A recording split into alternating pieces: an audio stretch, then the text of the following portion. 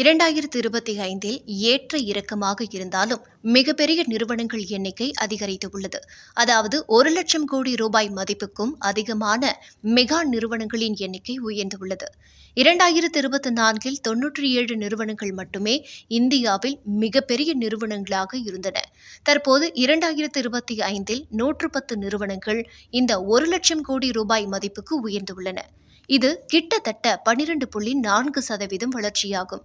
ஒரு நிறுவனத்தின் market capitalisation எப்படி கணக்கிடப்படுகிறது? ஒரு எளிய ஃபார்முலா உள்ளது. மார்க்கெட் கேப் ஒரு நிறுவனத்தின் மொத்த பங்குகளின் எண்ணிக்கை இன்டு ஒரு பங்கின் தற்போதைய விலை. உதாரணமாக, உங்கள் கம்பெனியை நீங்கள் 1000 பங்குகளாக ஷேர் பிரிக்கிறீர்கள்.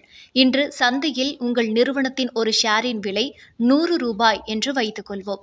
இப்போது உங்கள் கம்பெனியின் மொத்த மதிப்பு 1000 பங்குகள் இன்டு 100 விலை, 1,00,000 ரூபாய் சந்தை மதிப்பு. யார் முதலிடம்? இந்த பிரம்மாண்டமான நிறுவனங்களின் பட்டியலில் ஆலமரமாக திகழ்வது ரிலையன்ஸ் இண்டஸ்ட்ரீஸ். இதன் மதிப்பு சுமார் 20.89 லட்சம் கோடி ரூபாய். இதற்கு அடுத்தபடியாக HDFC வங்கி மற்றும் பாரதி ஏர்டெல் ஆகிய நிறுவனங்கள் உள்ளன. ஏன் இந்த மாற்றம்? பொருளாதார நிபுணர் அஜய் பக்கா அவர்கள் இதை பற்றி விளக்கும்போது, mid cap and small cap சிறு மற்றும் நடுத்தர நிறுவனங்களை விட இந்த ஆண்டு முதலீட்டாளர்கள் லார்ஜ் கேப் எனப்படும் மிகப்பெரிய உறுதியான நிறுவனங்களையே அதிகம் நம்பியுள்ளனர் என்கிறார். முதலீட்டாளர்கள் தங்கள் பணத்தை பாதுகாப்பாக வைத்திருக்க பெரிய நிறுவனங்களை தேர்ந்தெடுப்பதையே இது காட்டுகிறது. இந்த 1,00,000 கோடி கிளப்பில் இந்த ஆண்டு சில மாற்றங்கள் நடந்துள்ளன. புதிய உறுப்பினர்களாக LG electronics, Tata capital, grow மற்றும் மீஷோ போன்ற நிறுவனங்கள் முதன்முறையாக இந்த கிளப்பில் இணைந்துள்ளன.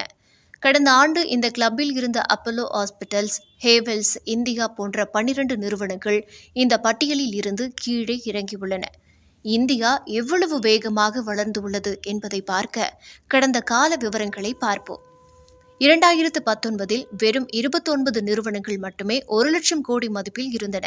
2021இல் இது 49 நிறுவனங்களாக உயர்ந்தது. 2023இல் 75 நிறுவனங்களாகவும், 2024இல் 97 நிறுவனங்களாகவும், 2025இல் 110 நிறுவனங்களாகவும் உயர்ந்துள்ளது. இதன் மூலம் இந்திய பொருளாதாரம் எவ்வளவு பிரம்மாண்டமாக வளர்ந்து வருகிறது என்பதை நாம் புரிந்து கொள்ளலாம்.